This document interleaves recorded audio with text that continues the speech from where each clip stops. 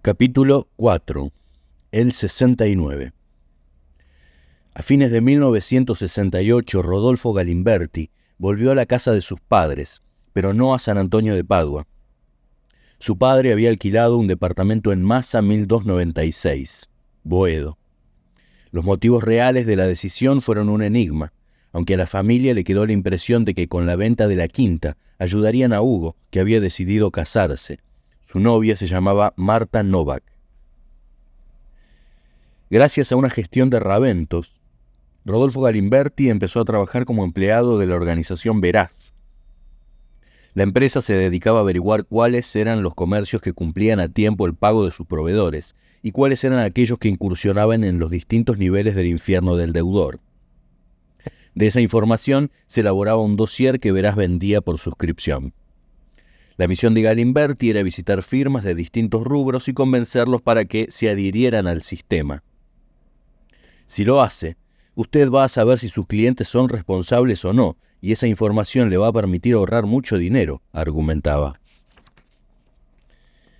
El empleo le permitía acceder a algunos beneficios. Antes que nada, se hacía de un dinero líquido. Además, le permitía conocer empresarios que podrían financiar los gastos de Jaén y los suyos propios como líder de la agrupación. A cada uno de ellos Galimberti les presentaba las bondades del servicio de Veraz, a la vez que intentaba seducirlos con su discurso político. Sin embargo, el frenillo de la lengua le continuaba complicando la pronunciación de la R. Algunos amigos consideraron que el arrastre de la consonante iba a representar una desventaja en el futuro. Vas a desperdiciar tu potencialidad como orador público. En la percepción de la gente va a tener más significación la R que tu propio mensaje, Rodolfo, le decían, y estiraban la pronunciación de la letra para demostrárselo. Galimberti decidió operarse. Mirta Grosso, que había entrado en Jaén a través de su hermano Carlos y se había puesto de novia con Coco Estela, le recomendó el Hospital de Clínicas. Ella era profesora de sordomudos, manejaba muy bien la voz y sabía la posibilidad de la fonoaudiología. Te operás y se acaba el problema, pero después tenés que seguir el tratamiento, le dijo. Galimberti pasó una semana en el Hospital de Clínicas, consumiendo líquidos a través de una pajita de plástico. Sin embargo, la intervención quirúrgica no pudo solucionarle el rotacismo en ese momento ni a lo largo de su vida. En el ciclo lectivo de 1969, Jaén continuó la militancia en el Frente de Derecho, siempre desde una posición minoritaria. La agrupación mantenía algunos niveles de acuerdo con el movimiento Nueva Argentina, que ya había asumido posiciones de derecha, y también con el movimiento 29 de Mayo que lideraban Jorge Castro y Jorge Bolívar.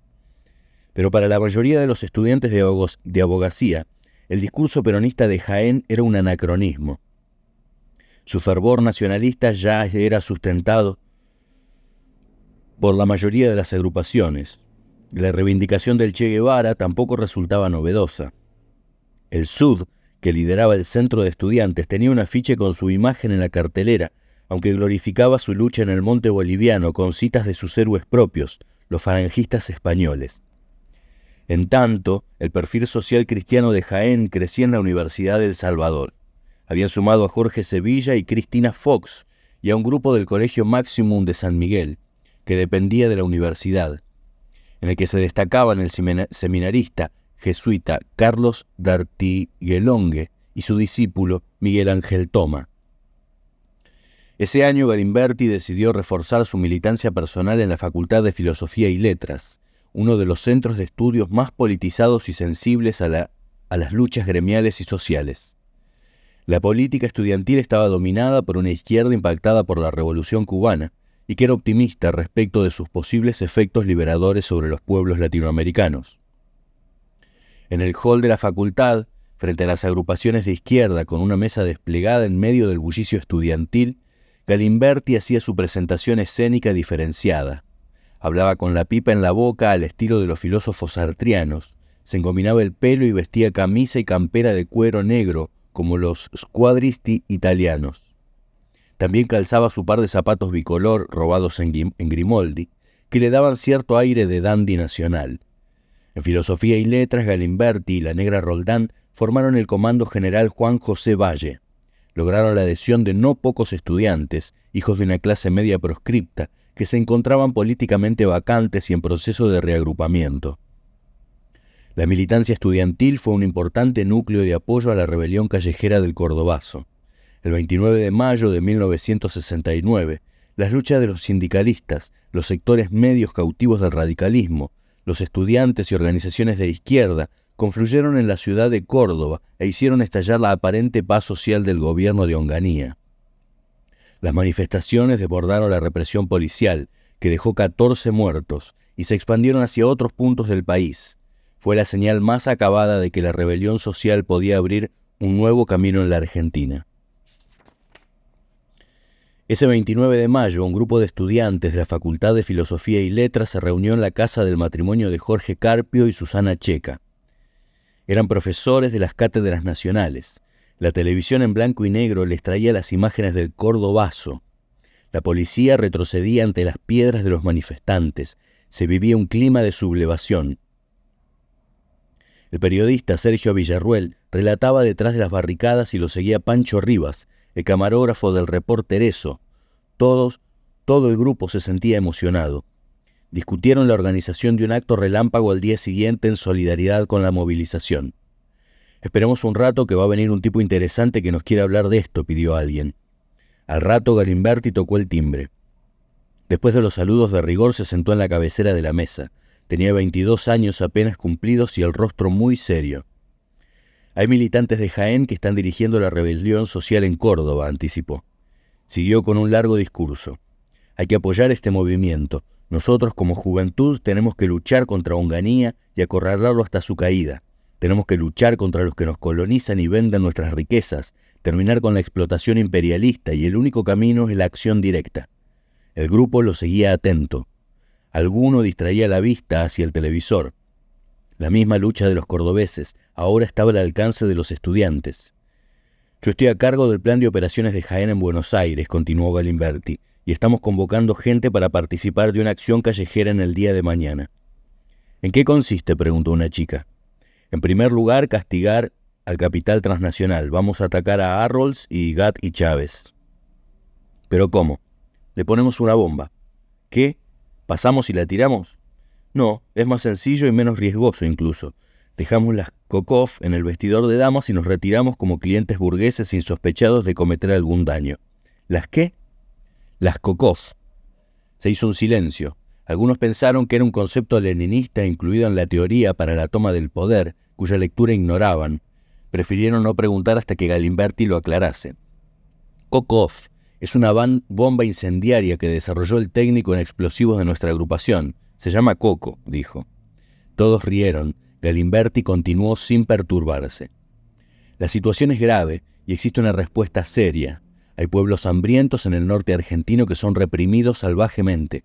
Los villeros son racionalizados por el gran capital. Si queremos una patria libre, tenemos que devolver 5 por 1. Entonces llevamos las Kokov, las encendemos y les aseguro que en 5 minutos el fuego se propaga por todo el local. Tiene un efecto devastador. Las venimos utilizando desde los tiempos de Frondizi». «¿Y cómo se arma una Kokov?». El tema fue creando interés. «Buena pregunta», contestó Galimberti. «Mañana lo va a responder Coco, pero la elaboración es muy sencilla. Hay que conseguir algunos componentes. Potasio». Galimberti siguió con su explicación. Tenía un discurso crispado que desafiaba a cada uno. Los enfrentaba con sus propios límites, las dudas, el miedo. La acción permitía conjurarlo. A algunos la propuesta les pareció una locura. A otros no. Podían unir la teoría con la práctica, realizar todo lo que declamaban en los bares. Las imágenes de la tele les daba valor. Por algunos minutos cambiaron ideas, ajustaron detalles. Al final se organizaron 2 grupos. Se los veía bastante convencidos. Algunas chicas se anotaron para comprar los componentes en una farmacia, otras en una droguería. Al mediodía vendría Coco para explicar todo. Por la tarde, el ataque a la firma inglesa. Al día siguiente, toda la estrategia de Galimberti se derrumbó. La CGT lanzó un paro general en adhesión al Cordobazo. Arrolls y Gatti Chávez prefirieron no abrir sus puertas. Ese viernes 30 de mayo, Galimberti junto a decenas de militantes fueron a la facultad. Una asamblea en el hall votó por la ocupación, pero la mayoría de los profesores y estudiantes continuaron con las clases previstas. En algunas aulas estaban tomando exámenes parciales. Un tropel de agitadores empezó a recorrer piso por piso para llamarlos a la reflexión. Compañeros, no podemos seguir indiferentes. Hay un pueblo que lucha y tiene que saber que quien no se rebela contra un régimen opresor e inmoral es un cobarde o es un traidor, gritaba Galimberti. La mayoría de los claustros se mantuvo imperturbable ante la convocatoria. Los militantes más exaltados hicieron estallar los vidrios lanzando bancos de madera y amenazaron con incendiar las aulas. Después del Cordobazo, Jaén quedó instalada en la facultad como una agrupación de acción directa más allá de toda expresión doctrinaria, que irrumpía en la escena para hacer uso de un derecho que consideraba legítimo y le estaba vedado. La vida académica en la Facultad de Filosofía y Letras enfrentaba una situación paradójica. Con el golpe de Onganía, la intervención separó a los profesores de la universidad posperonista, que no aspiraban a una proyección política y confiaban en las ciencias sociales como herramienta de la investigación científica. Asumieron las cátedras profesores relacionados con los cursos de cristiandad de la Iglesia tradicional y el nacionalismo de derecha católica. Los estudiantes empezaron a hacerles la vida imposible. Aunque la práctica política estaba prohibida, entraban a sus clases a proclamar discursos, pintaban paredes, lanzaban volantes y hacían circular ensayos críticos a la gestión del rector. Sin embargo, dos directores de carrera de la facultad, Gonzalo Cárdenas y Justino O'Farrell, se diferenciaron de la misión original. Cárdenas era un economista cristiano, O'Farrell era un sacerdote de la iglesia San Cayetano, especializado en la sociología funcionalista. Alrededor de ellos se formaron las cátedras nacionales, una escisión en la enseñanza oficial, que impulsaba un estudio menos elitista y más profundo de los nuevos actores sociales de la realidad argentina. Buscaban reconstruir, a través de bibliografías novedosas o abandonadas, una nueva imagen del peronismo que pusiera fin a su caracterización de movimiento fascista o de populismo latinoamericano, y se rescatara el proyecto anticapitalista y antiimperialista del general Perón. Las cátedras nacionales buscaban instalarse como un movimiento popular y cultural dentro del mundo académico. Recusaban a los que en el pasado convirtieron las cátedras en feudos personales con pretensiones aristocratizantes, y también a los que aspiraban a una universidad confesional que tenga como única razón de ser el conocimiento de Dios.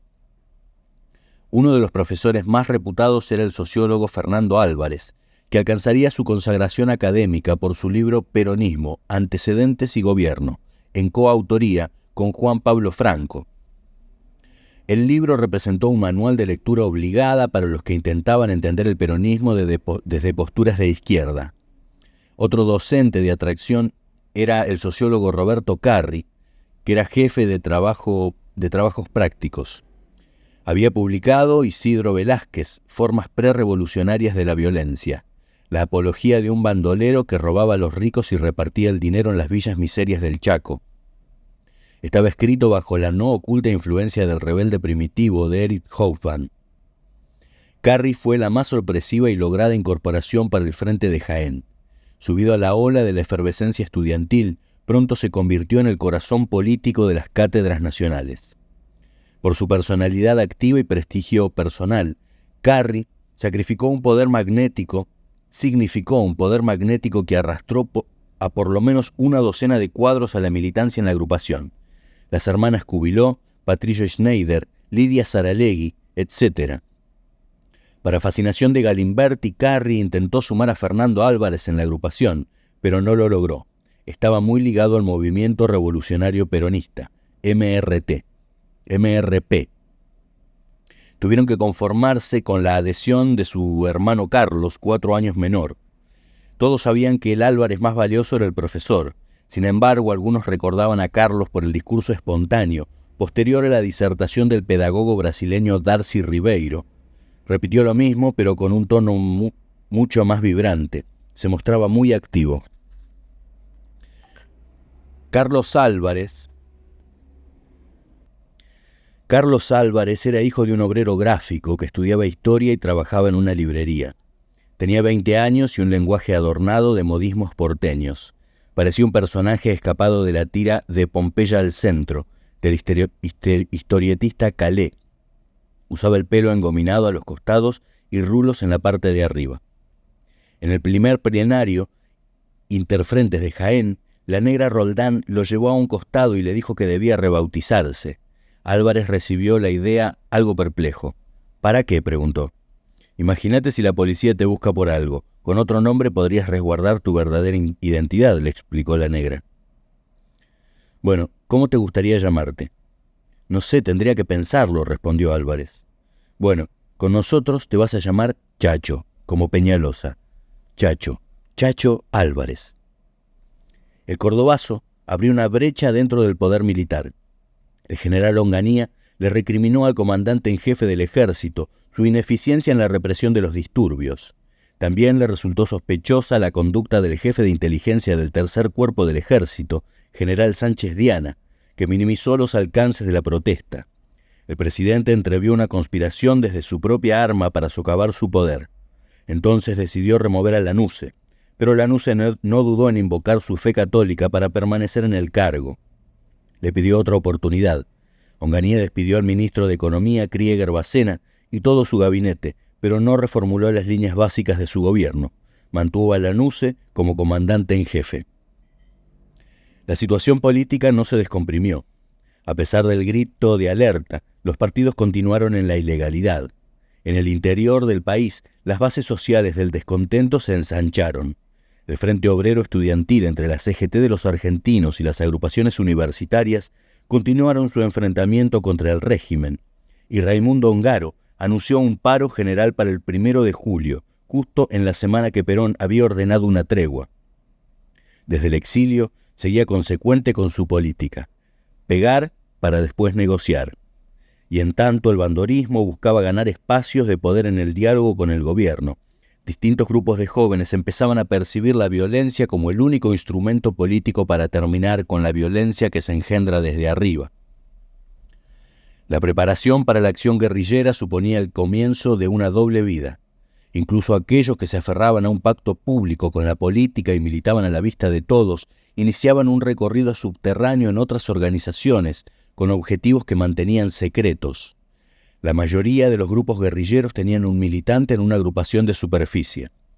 Podía ser un estudiante universitario, un profesor, un empleado bancario. Del mismo modo que la política empezaba a clandestinizarse, los servicios de inteligencia de las fuerzas de seguridad reforzaban su tarea de infiltración entre las agrupaciones. El miércoles 25 de junio de 1969, Galimberti fue detenido por la policía.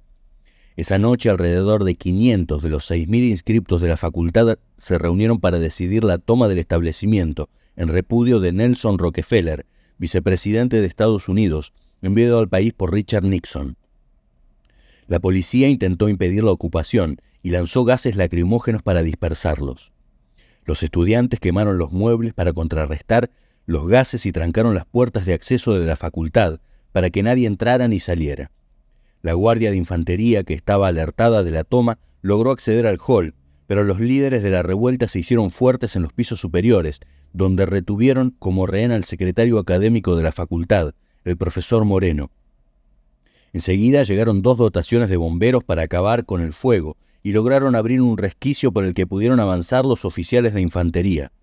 Muchos estudiantes aprovecharon para escapar, pero a la salida, la policía los reducía y los cargaba a los carros de asalto. Arriba los estudiantes aprovecharon para quemar la oficina, donde se guardaban los informes y las fichas por sus antecedentes policiales. Después de media hora, la infantería logró quebrar la resistencia y subió por las escaleras. En la recorrida por los pisos empezaron las detenciones. Fueron más de 100. Ernesto Jaureche fue neutralizado en una corrida y su situación en la comisaría se complicó porque detectaron que tenía una libreta universitaria falsa. No era estudiante. También fueron detenidos los profesores de las cátedras nacionales, Fernando Álvarez y Horacio González. Galimberti y Carri lograron escapar de la facultad por los techos vecinos, pero en la madrugada la suerte del líder de Jaén se acabaría. Fue detenido por la policía a la salida de la sede de la CGT de los argentinos, en la calle Paseo Colón. Estaba junto a Moni, Cristina Álvarez, Noble, Jorge Raventos y el sociólogo Juan Carlos Villarreal. Los 5 fueron llevados a la comisaría. Raventos y Álvarez Noble ya se habían casado. Ella estaba a punto de parir y pidió permiso para ir a la clínica Anchorena porque sintió contracciones. 2 días después, su hija nació con una custodia policial en la puerta de la sala de parto. Moni luego fue liberada. Sus tíos eran generales. Galimberti, Raventos y Villarreal fueron trasladados a un calabozo de coordinación federal en la calle Moreno. Comenzaron a pegarle 2 o 3 cachetazos a cada uno para que se aflojaran, antes del interrogatorio. Raventos quiso convencer a la División de Asuntos Políticos de la policía sobre la incidencia del azar en la ideología peronista. Perón apoyaba la tercera posición porque se llamaba Perón. Si se hubiera llamado Raimundo, hubiera apoyado al tercer mundo. Esto es obvio, y si hubiera sido nosotros, en vez de cantar Perón, Perón, tercera posición, hoy cantaríamos Raimundo, Raimundo, tercer mundo, dijo. Le pegaron bastante. A Galimberti le mostraron las fotos de la toma de la facultad. Se lo veía nítido junto a Carri, el líder de la asamblea. Lo golpearon durante algunas horas para que delatara toda la estructura de la organización. Tenía bastantes moretones al final del día y prefirieron no enviarlo a la cárcel de Villa Devoto.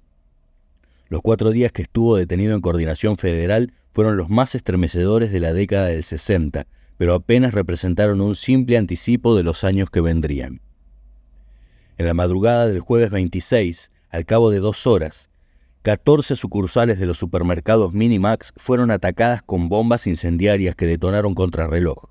6 de ellos quedaron reducidos a cenizas. La cadena era propiedad de Rockefeller, que estaba a punto de aterrizar en Buenos Aires. En la noche del viernes 28, en Anchorena y Tucumán, un agente policial, secundado por un Rambler con 4 hombres de civil, acorraló y mató a Emilio Jáuregui. Por entonces, la muerte de un militante no era un hecho habitual. El día de su multitudinario cortejo en Recoleta, Jáuregui era hijo de una familia patricia. Onganía cumplía 3 años en el gobierno. El mediodía del lunes 30, Rockefeller era recibido con honores en la Casa Rosada y Galimberti recuperaba su libertad bajo un cielo sin nubes. En tanto, un grupo comando con 4 personas ingresaba al primer piso de la sede de la Unión Obrera Metalúrgica. Estaban dispuestos a asesinar a Bandor, y lo hicieron. 2 de ellos mantuvieron bajo las armas a una treintena de personas en la planta baja, y los otros 2 subieron las escaleras hasta el primer piso. Ni siquiera sabían cuál era el despacho del sindicalista. Bandor acababa de conversar por teléfono con el economista Antonio Cafiero. De golpe le abrieron la puerta, le pegaron 5 tiros y dejaron una bomba para que explotara. Se marcharon sin bajas del edificio y escaparon en el mismo auto que habían dejado en marcha a la vuelta de la manzana 3 minutos antes. Galimberti y Raventos recibieron la noticia apenas salieron del calabozo. La calle estaba conmocionada. Decidieron ir al estudio del abogado Mariani, que tenía buenos contactos en el Ministerio del Interior de Onganía. «Vamos a ver qué carajo pasa», se dijeron. En el estudio había una reunión política. Se percibía un clima de conspiración. «Muchachos, esta noche va a haber un golpe. El gobierno va a declarar el estado de sitio», les anunciaron. «¿Quién está detrás del golpe?», preguntó Galimberti, inquisidor. «Está la banca». «Entonces es un golpe reaccionario», dijo Raventos con firmeza. «¿Por qué decís eso?» Raventos no dudó. «Porque la banca internacional siempre traicionó al peronismo y a los intereses de nuestro país». «No, boludo, la banca, el general La Banca, va a encabezar el golpe. Se va a unir el Bocha Uriburu y otros generales más. Es un golpe nacionalista contra Onganía». Esa noche a las 9, el ministro del Interior, Francisco Imaz, iba a declarar el estado de sitio. A partir de entonces, la policía procedería a la detención de todos los que promovían el paro para el día siguiente: sindicalistas, dirigentes estudiantiles, intelectuales, políticos. Galimberti, según le dijeron en el estudio jurídico, también estaba en la lista. «No vuelvas a tu casa porque a la noche te encanan otra vez», le aconsejaron. Acordó reencontrarse con Raventos por la tarde. Raventos aprovecharía para conocer a su hija. Galimberti fue a la casa de sus padres a preparar el bolso. Buenos Aires no salía del estupor causado por el asesinato de Bandor. A la noche estaba previsto el alzamiento militar, después el paro de la CGT de los argentinos. Era un día electrizante. Galimberti aprobaba cualquier golpe que tuviera como objetivo terminar con la proscripción del peronismo. En su casa comenzó a demorarse. Le contó algunos detalles de su detención a sus padres, avisó por teléfono a Moni de su libertad y le dijo que volvería a irse. Empezó a distenderse. 4 días de calabozo bien valen un rato de siesta, pensó. Después comió, se bañó, se afeitó, se engominó el pelo, preparó la ropa. Cuando se decidió a salir, la policía, que se había adelantado a la orden de estado de sitio, volvió a detenerlo. Esa noche, cientos de opositores a Onganía fueron encarcelados. La CGT fue allanada y se clausuraron las asociaciones gremiales. Galimberti fue enviado a Villa Devoto. A los 22 años se sentía un perseguido político, preso por sus ideas.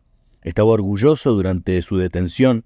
Compartió un largo pabellón con capacidad para 60 personas junto a Sebastián Borro, aquel de la huelga de los frigoríficos de Mataderos, los sindicalistas Jorge Di Pasquale, José Pedraza, el abogado Ricardo Rojo, que relataba historias sobre su amigo el Che Guevara, Marcelo Sánchez Orondo, un aristócrata del nacionalismo que dirigía el periódico Azul y Blanco, Roberto Grabois, y otros abogados e intelectuales.